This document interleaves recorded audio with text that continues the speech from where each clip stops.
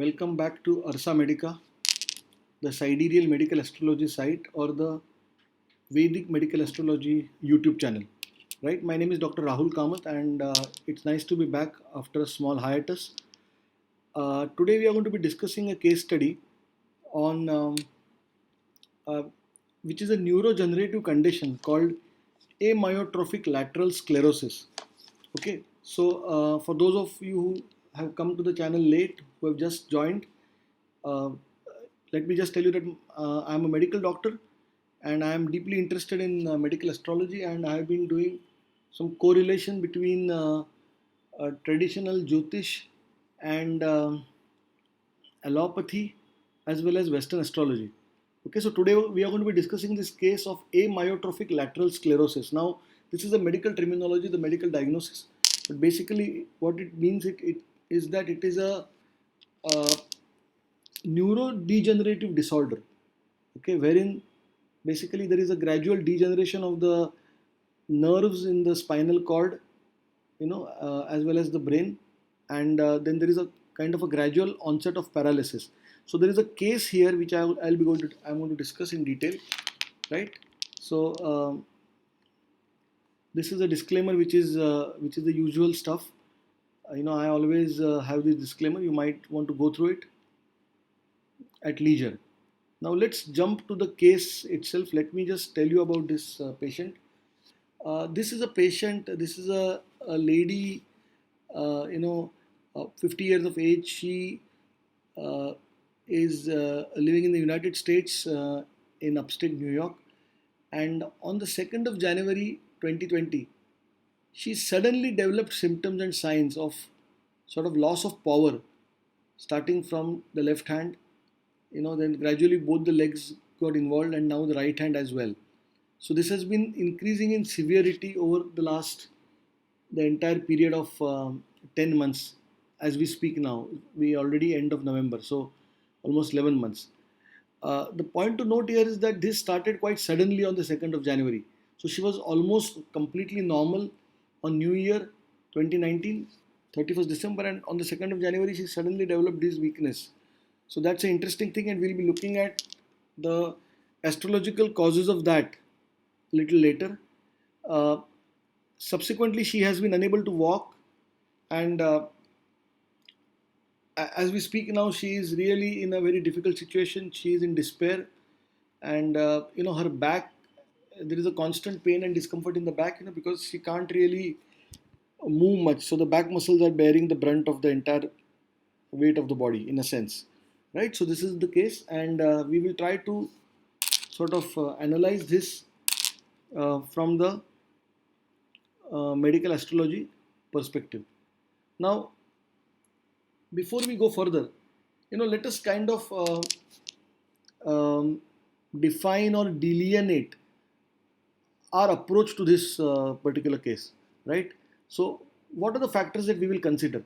Now, basically, I assume that if you are interested in this case study of medical astrology, obviously you have some prior knowledge of Jyotish. So, what I'm going to be now telling you, if you have some prior knowledge of Jyotish, it will be much more meaningful. Okay, so we will be looking at the grahas, uh, or the planets as we call them in English, and how they really collaborate to create this disease, or how they collaborate in the development of this disorder in the body. Okay, it's always a collaborative effort. Okay, and we will be looking at that in great detail. Whenever there is a sudden change in health circumstances, or for that matter, whenever there is a sudden change in life circumstances in general, uh, you always find the role of Rahu and Ketu, which are the karmic axis planets, as it were. So, we would like to look at the role of those planets, because there was a sudden onset of disease in this case, although it's a progressive, degenerative, chronic disease subsequently, but it started quite suddenly. Um, we will look at some specific medical astrological data or points, uh, and for that we will need to do analysis of the D3 chart, or as it is called, the Dreshkan Kundali. Okay, which helps us to actually localize, kind of dig deeper into the into what we see in the uh, Rashi or the initial D1 chart. We will look at how to explain this disease in terms of the karakas of this disease uh, based on how allopathy understands this disease. So it's a neurodegenerative disease, right? So it means there is an involvement of the nerves or the nervous system. There is a degenerative aspect involved. So, for example, so we will look at what karakas that may represent, okay, and then how does that correlate with us, and then finally we will also look at how this disease really emerges, in terms of um, the time period, that is the Vimshottari Dasha. We will also be looking at the Yogini Dasha. Yogini Dasha is another Dasha which is quite widely used in North India, and you find sometimes things which are left out or not exactly uh, completely transparent. If I say so, in the Vimshottari Dasha, sometimes they are revealed better in the Yogini Dasha. And we will also look at the planetary transits, because there is always a tipping point. I mean, why does a thing happen in a certain way at a certain time? It's because the situation is conducive to that happening, the background situation, and also there is some kind of external factor, or some kind of a push which enables that urgency or that exigency to develop. So that is what is we understand as the graha gochar or the planetary transits. So we'll be speaking of them as well. Okay. Now with this, let me go to the D1 Kundali now. Okay, so you see here in front of you this chart, right?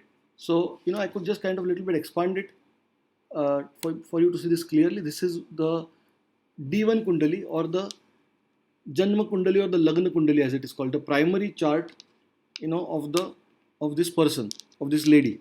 Now let us analyze this chart, in terms of the basic principles of medical astrology, and let's see where this is leading us. This is the first point.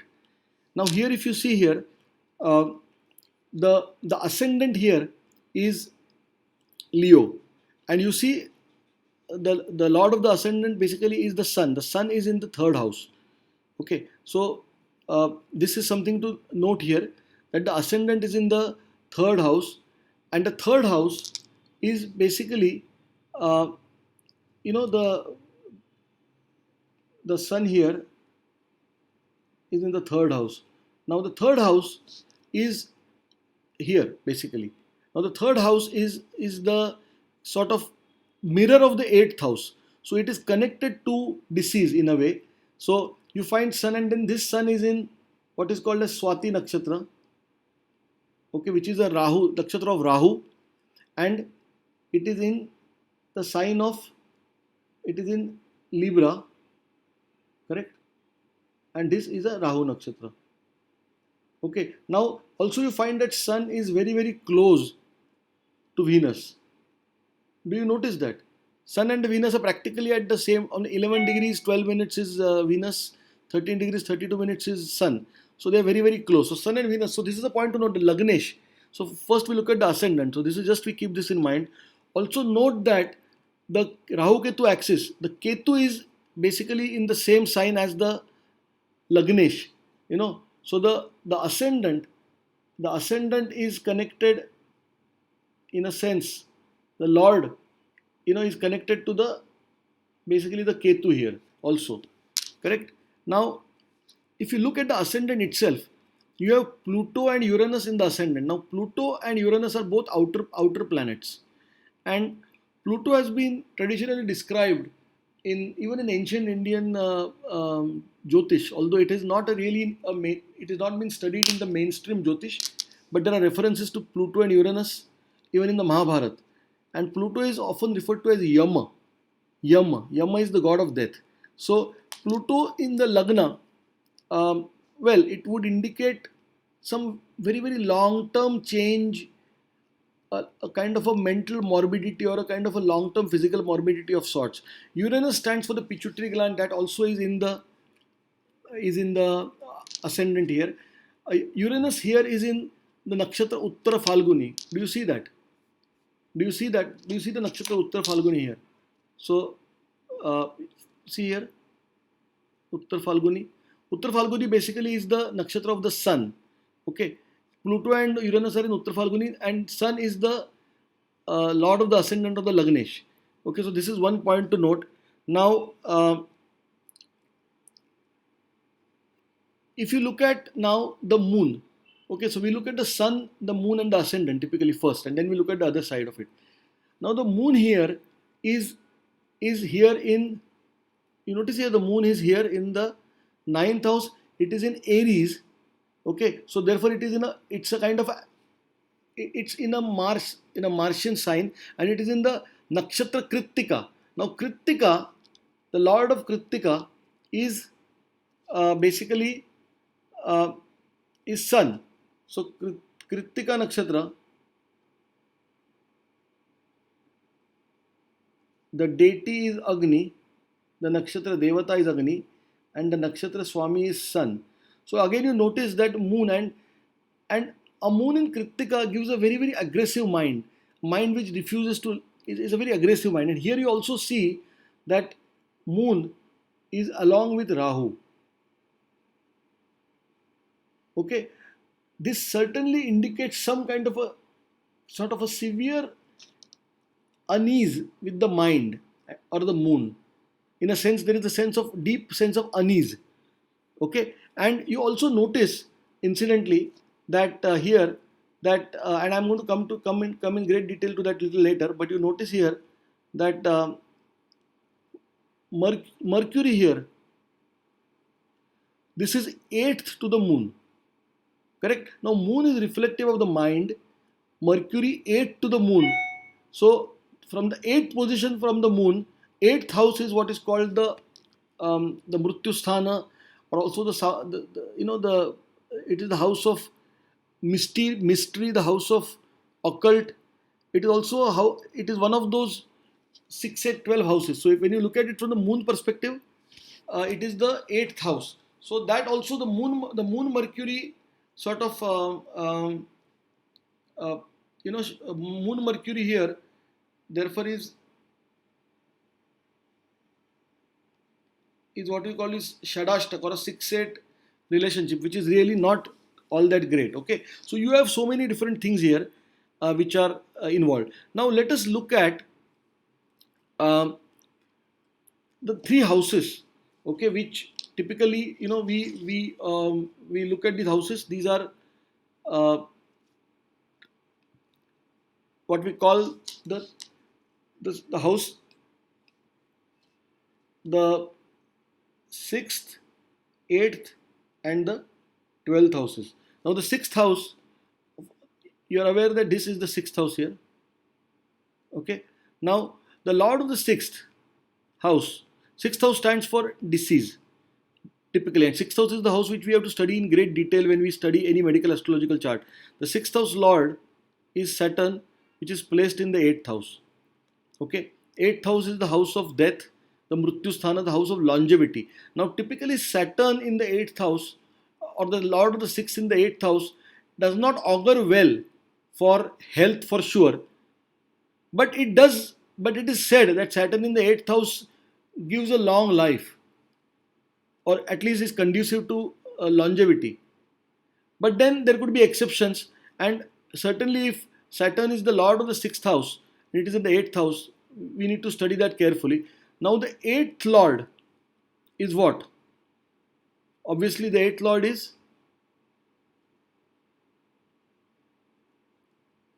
the eighth house is Pisces, the lord is Jupiter. Jupiter is in the 12th house.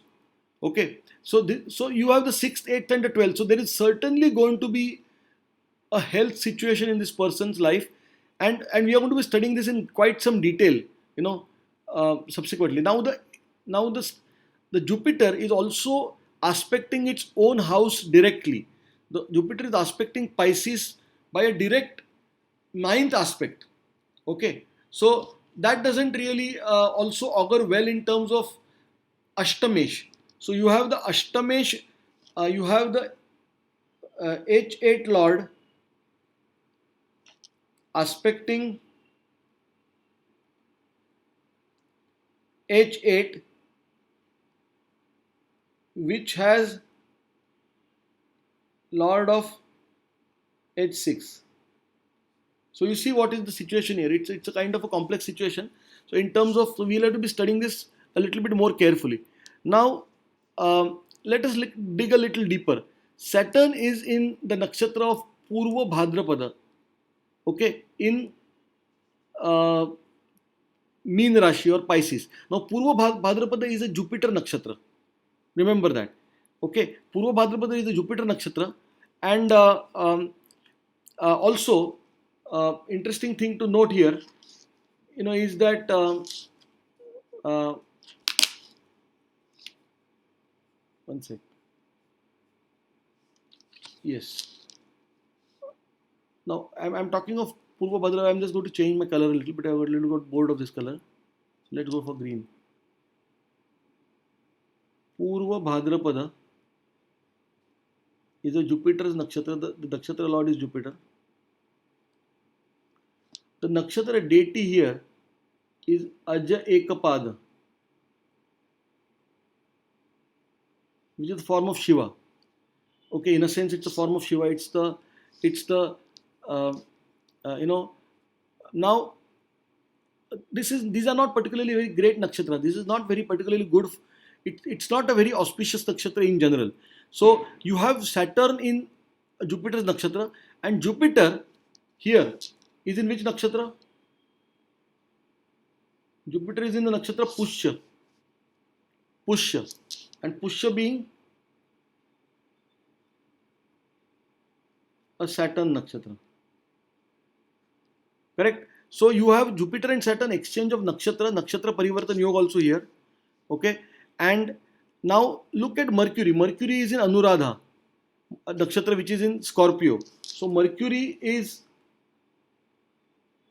in Anuradha nakshatra, which is the Saturn's nakshatra.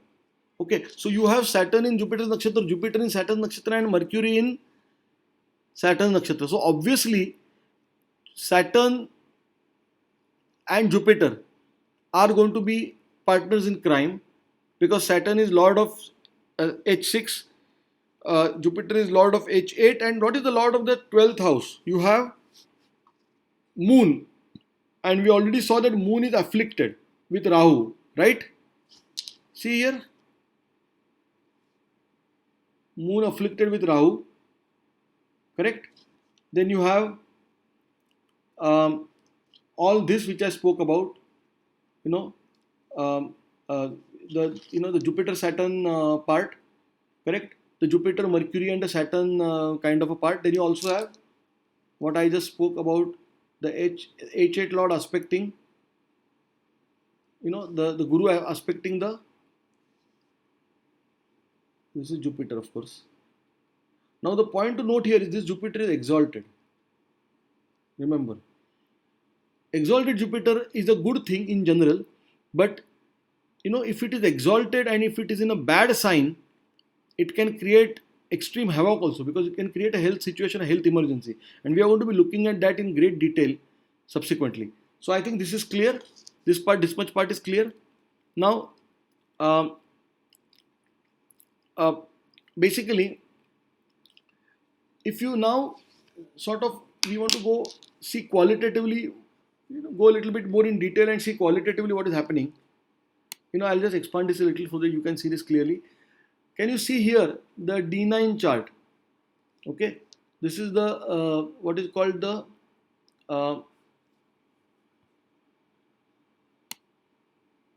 one sec. I think what I've written is coming on the way in your vision.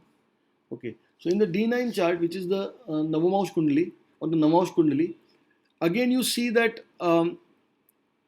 certain planets are not quite you have Mercury and Mars, which is together in the 6th house. 6th house is not a good house. Again in D1, if you see the 4th drushti of Mercury, of Mars, the 4th drushti, 1, 2, 3 and 4. The 4th drushti of this thing is on Mercury. So you have a Mercury which is being affected by Mars, and Mars again is in Purva Falguni, which is a Venus nakshatra. So somewhere you have, and again you see that in Mercury and Mars in the D9 chart are together here, correct? Again you have Rahu and Ketu going through the Lagna and the and the seventh house, correct? You have Moon and Uranus together. Now this is very interesting because Uranus stands for also electricity, for electrical impulses, for higher functioning of the neurological system, for the pituitary gland, and the Moon also could indicate the brain in a certain way as a physical sort of correlate of the Moon could be the brain in some way. Mercury would stand for the neurological system, correct? So you see these are the problems here, and again you see here Jupiter and Rahu are together in the D9. So that means this is the Jupiter which is polluted by Rahu in a sense. So we are going to come to this in more detail. So is this clear so far? Correct? Now, now the point to note is that let's look at, and I'm going to be visiting some of these concepts again a little later. Let's look at the Vimshottari chart here, and I'm going to expand this a little so that you can appreciate what I'm trying to do. Yeah, okay. So, what was the Dasha running on the 2nd of January 2020? Okay, so you see here there's a Jupiter Dasha, the Jupiter Mahadasha, Mars Antardasha, Venus Pratyantar Dasha, and Rahu Sukshma Dasha. So you had a Jupiter, Mars, Venus, Rahu on that day. Something sudden happened on the 2nd of January, and it's interesting to note that this Dasha, which is basically from the Vimshottari Dasha, this is I'm using the Parashara's Light software. Exactly on the 2nd of January 2020, we have the Rahu Sukshma Dasha starting inside the Venus Pratyantar Dasha. Now the Venus is the lord of the 3rd house, which is basically the 8th house from the Bhavat Bhavam perspective. You know that, which is basically the house also of death or loss of longevity, obviously connected with well-being and health. So you have Venus here affected. Again, Venus is in Rahu's nakshatra. See here, originally Venus is in Rahu's nakshatra, and again you have a Rahu Dasha running. So obviously the Rahu element here is quite strong. And remember, Rahu also originally is in a Venus nakshatra. So Rahu is in Bharani. This is the point I forgot to mention earlier. Rahu is in the nakshatra Bharani. I'm just making a note of it now here, just in case you want to refer to this a little later. Again, okay, let me change the color. Yeah. So Rahu is in Bharani nakshatra. Bharani is Venus nakshatra. Lord of the nakshatra is Venus, planetary lord, and the deity is what? Yama, which is Pluto in the Western astrology. Clear?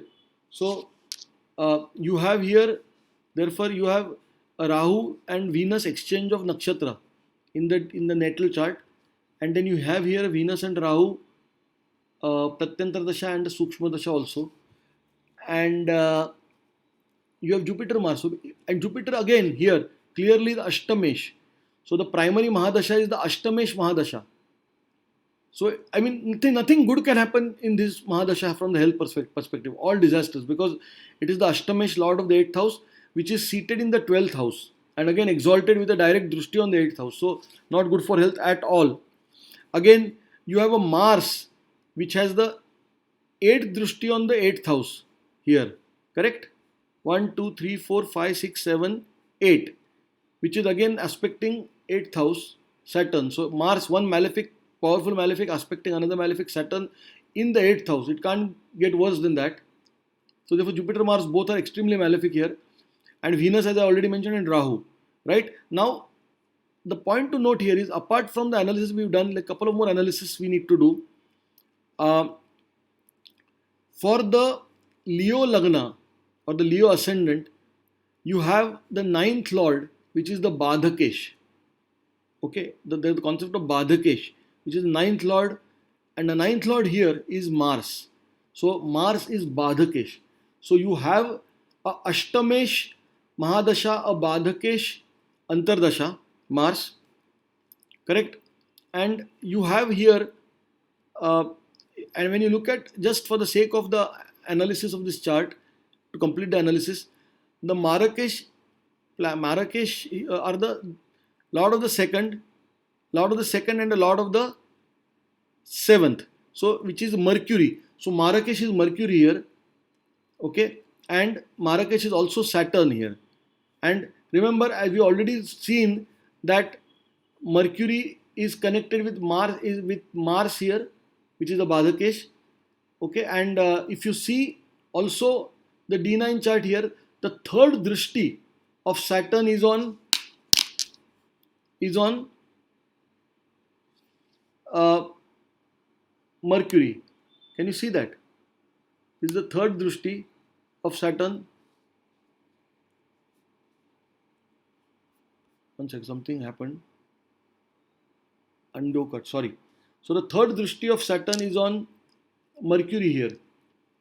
Okay, so you have basically one Marrakesh looking at the other Marrakesh in close connection. You have the Badhakesh and the Marrakesh also together in the sixth house in the D9 chart, not a good position. And again, you have Rahu and Ketu passing through the axis of the uh, D9 chart. So this was the kind of analysis which I wanted to, sort of a preliminary analysis I wanted to make. Okay, now is this clear more or less, right? So we can move a little ahead. Now notice here below, I am just using the eraser now because I think there's too much stuff happened here. I am kind of slightly erasing this so you can, you know, I want you to read this part. Okay, so this is the Shadbala analysis. And if you see the Shadbala part here, Shadbala is basically the planetary strengths. You see Jupiter is extremely strong here, but this strength is basically harmful to this native. It's very, very damaging to this native, correct? And you have Mercury also, which is very strong. You have Saturn also very strong. So you have very, very strong planets, but they are really, to use a slightly colloquial term, they're really screwing up the health of this native. Okay, so having said this, uh, what I want to do now is I want to first, you know, get rid of the eraser. I guess I don't know how to get rid of the eraser. Okay, I guess this is the way to do it. Yeah, I guess, yeah, okay. So right now let's get a little bit more specific with respect to this chart. I want to first, before I exit this slide altogether, I want to talk about a few other things. Uh, so there is a concept of 64th Navaunsh, okay, in medical astrology, which means you know the fourth sign from the moon in the D9 chart, the lord of the fourth sign, that is the 64th Navaunsh, and the 64th Navaunsh is considered to be particularly deleterious to health. Okay, so it's like a specific indicator of medical astrology. So if you see here the D9 chart, you see here uh, Sagittarius, Capricorn, Aquarius, and Pisces, which is the fourth house, and the lord of Pisces or mean Rashi is Guru. So Guru is the 64th Navaunsh lord, and as we have seen here, the primary villain in this whole story is the Guru. Alongside with other planets for sure. But you see, Guru plays a very primary role here, and the 64th Navaunsh is sitting in with Rahu, or also here, right, aspecting the Lagna. So now the other concept here is what is called as the Lord of the 8th house, which is the Kharesh. So we already saw that the Kharesh here is Guru again, and the 22nd Dreshkan So there's a concept of a 20-second Deshkan, which means you divide a house into three parts, 0 to 10 degrees, 10 to 20, 20 to 30. And if depending on which part of this, which of the three compartments the planet falls into in terms of its longitude, we determine whether it's in the first Dreshkan, the second Dreshkan, or the third Dreshkan. And Dreshkan is used for localization of the disease also, which I will come to a little later. So in this case here, you find that the 22nd Dreshkan basically is again Guru. Okay, so Guru is Jupiter, correct? So Jupiter becomes a very important thing, and I'm going to come to some other indicators as well little later.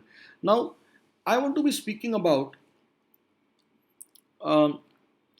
disease pathology localization and some prarabdha considerations. Now, when a person like this suffers from major disease, now this is a neurodegenerative disease, so that means there has been something to do with the brain.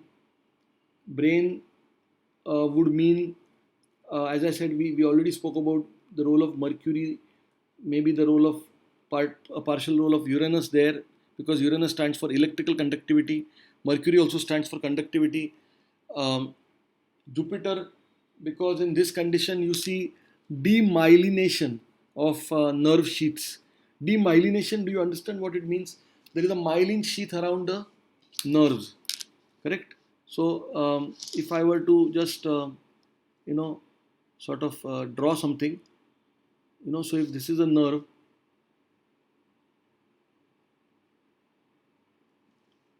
I should shade it a little bit, I guess, thicker. So if this is the nerve,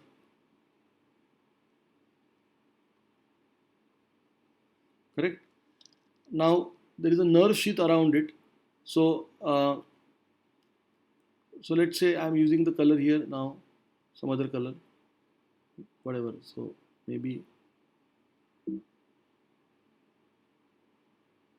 want to use yellow actually. Yes. Okay, I'm using a thick. So here, I think it's come out white, doesn't matter. Now, around the nerve here, there is a sheath like this. There are sheaths like this. And then the second nerve is here. The sheath around. And impulses jump from one point to another like this. The nerve impulses jump like this. Now this sheath is called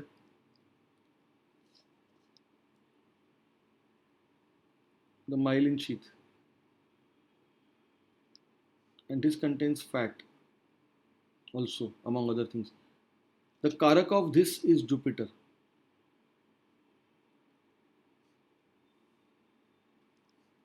Correct? So therefore, this condition is actually a demyelinating. Demyelinating means what? That the myelin sheath is lost because of degeneration. Myelinating, degenerative, neurological disorder or disease, right? So here you have the involvement of Jupiter, therefore, and also the, so you have Mercury for the nerve impulses, you have Jupiter, you have Saturn for the degeneration, correct? So all these collaborate, okay? So what we are going to be doing is, coming back to this chart, is that I want to be discussing about, how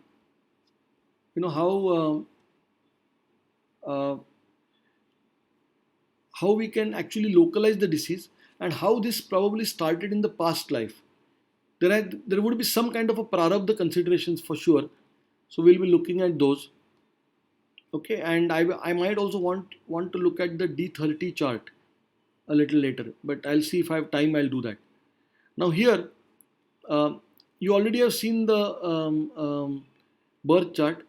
Okay, I want to basically look at, I wanted to look at the D3 chart here.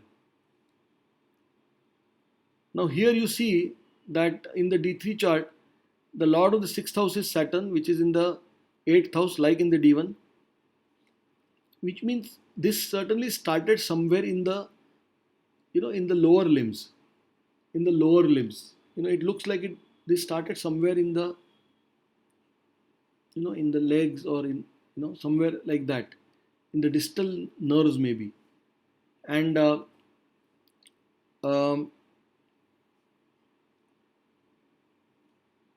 you also find here that in the D3 chart you have Mars and Rahu together in the fifth house.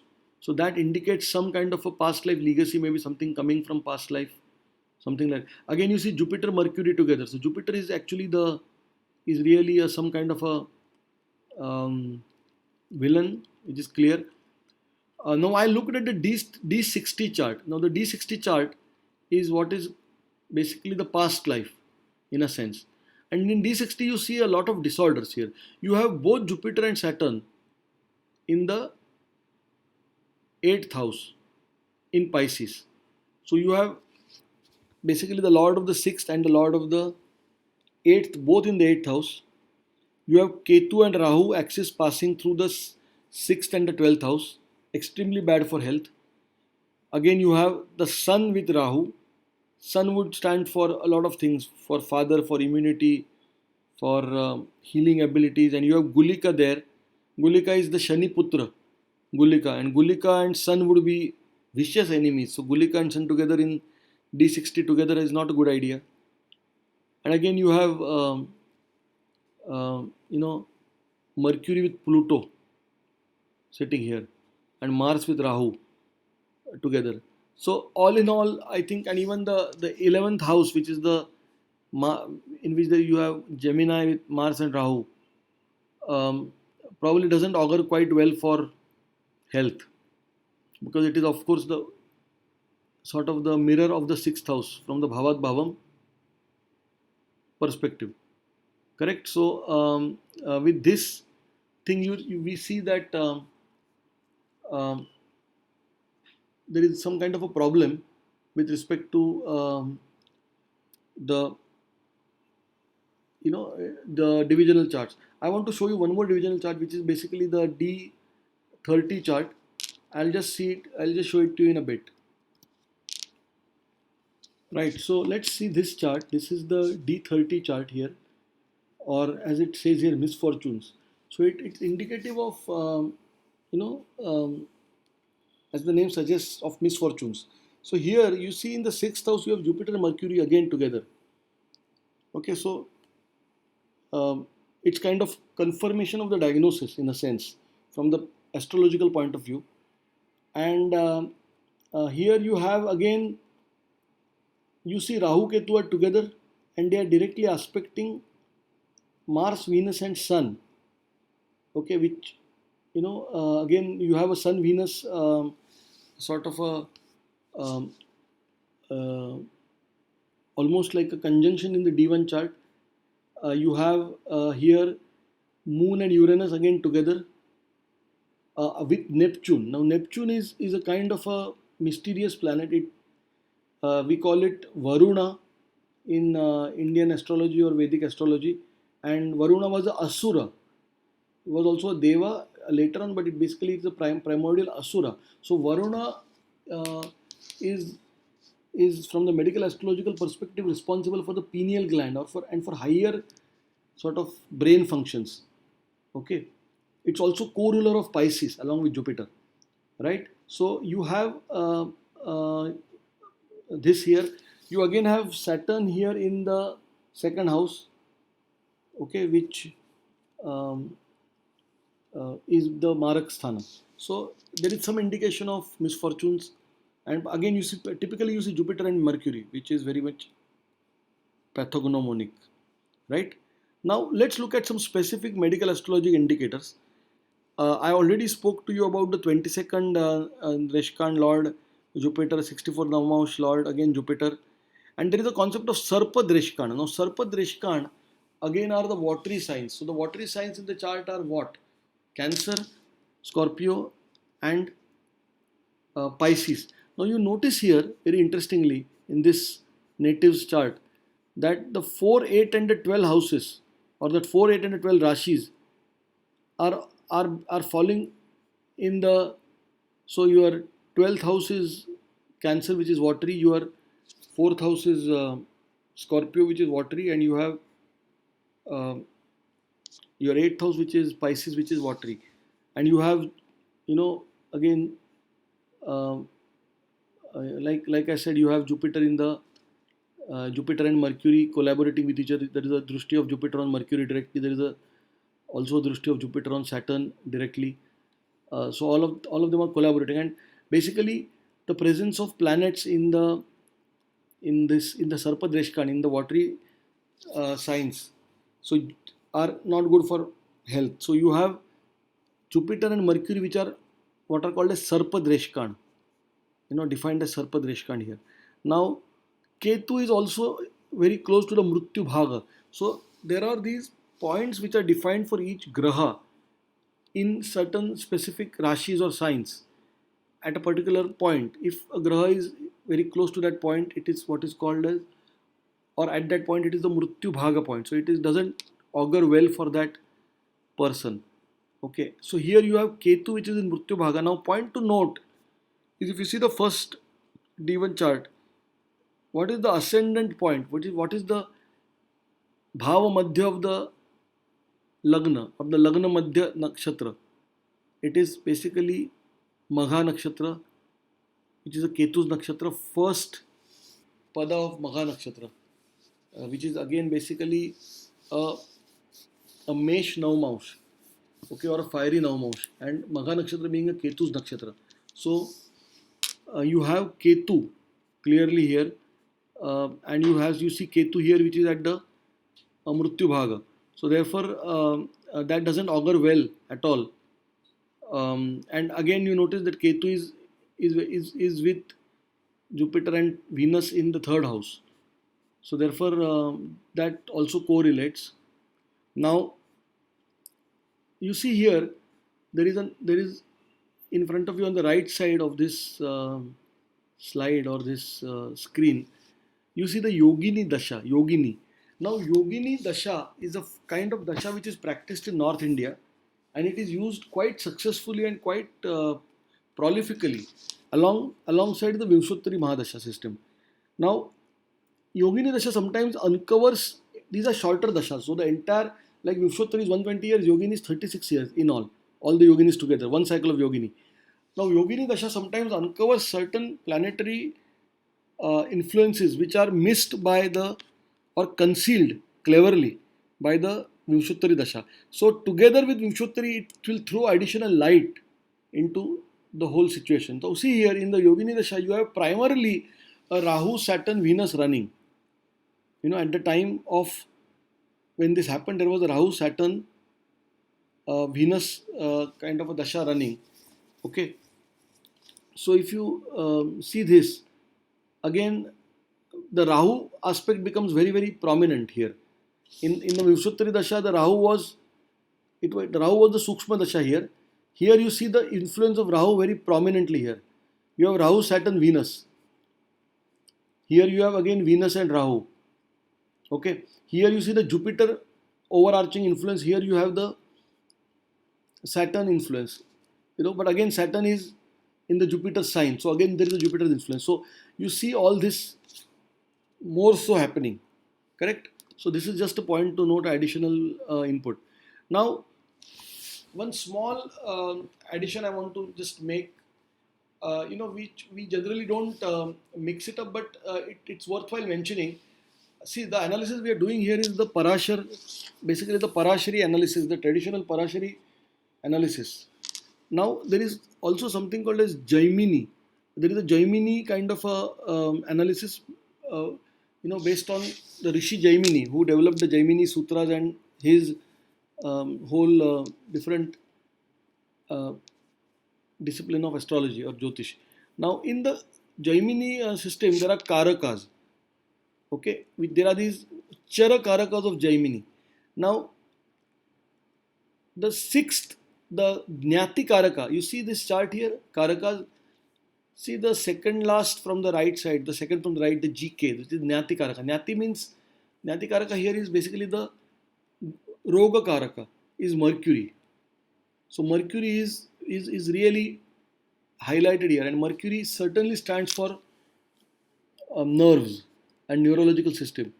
And Mercury is in the Sarpadrishka, and here Mercury is badly affected. Mercury, as we know, is the Maraka also. So Mercury is in Saturn Nakshatra, as already uh, told to you. So therefore, Mercury is responsible for this neurodegenerative disorder, is what comes out very clearly. Now, I want to look at certain what really happened on the 2nd of January. How come a healthy lady, a apparently outwardly healthy, productive, functioning individual suddenly became incapacitated because of some sort of a debilitating weakness in the limbs, can't walk, weakness in the legs, you know, loss of power. What happened really on the 2nd of January?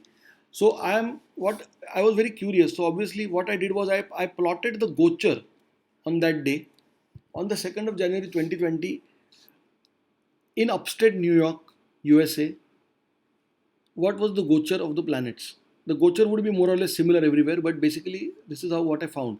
Now this is the D1 chart here I have kept on the side, and you can see here the Gochars. Now some things are quite striking. You see there are these six planets: Jupiter, Saturn, Ketu, Mercury, Sun, and Pluto. For God's sake, very very important six planets. All of them, you find them there. Uh, they are in the fifth house here in Sagittarius. So you have both the big two, Jupiter and Saturn here, both malefics. You have Ketu again, which we just saw above. That Ketu is a very important planet in terms of it is at the Mrityu Bhaga, and Sun is the Lagnesh, the Lord of the Ascendant. Mercury is again, already discussed, a key planet in the disease production system here, the Nyatikarak also, and Pluto, which is Yama, as I said, all of them in the fifth house, which indicates past life. Okay, so there is a certain kind of a past life, or a what we call uh, a prarabdha. Prarabdha, that which has started earlier. Prarabdha, that which has started from the past life, which is coming from the past life. Okay, so there is something indicative here which got triggered that day. Now on that day, obviously we need to look at the moon, right? Because moon is the mind. Obviously she went into pain, she went into distress. Suddenly she couldn't function mentally as well. What happened on that day? Moon on that day is in Pisces. Look here, it is in the 8th house. Extremely bad position. Moon is in Pisces that day. Correct? So it is also 12th to itself. If you see its natal position, it is in the first house in Aries. It is 12th to itself. It is in absolute vyaya. It is in decline to itself, and it is also in the 8th house of the natal D1 chart. So this is obviously she would be in bad shape. Now let's look at Venus. Okay. Now Venus is in Capricorn that day. Correct. So if you see Venus that day, Venus. Oh, sorry. What happened? I don't know what happened. uh, so sorry.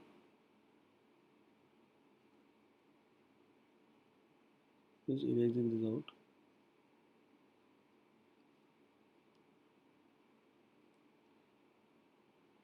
Yes. So Venus is in Capricorn. Capricorn is the sixth house, correct? And sixth house is the house of disease. So Venus also is which is also Venus is also the lord of the third house, which is in the sixth house, correct? So this doesn't augur well in general. And then let's look at Rahu. Rahu is in Gemini that day, correct? So I'll just change the color. It's too much of green now. So let's say Rahu. So Rahu is in Gemini here.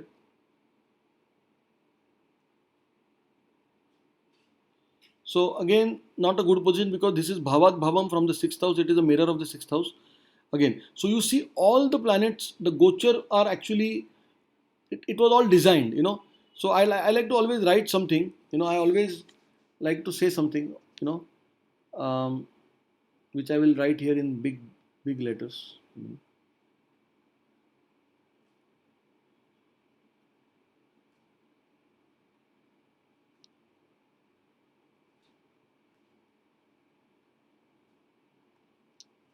God does not play dice. And this is not my saying. This is by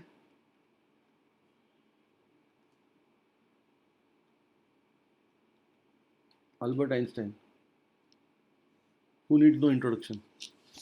Correct? So this is my brief thing about this case.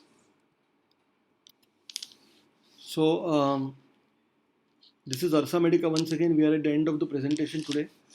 And if you like what I do, please click the like button. Please share my videos and subscribe to my YouTube channel. Again, this is Dr. Rahul Kamath of Arsa Medica. My email address is given below. Thank you so much and see you in the next video. Thank you.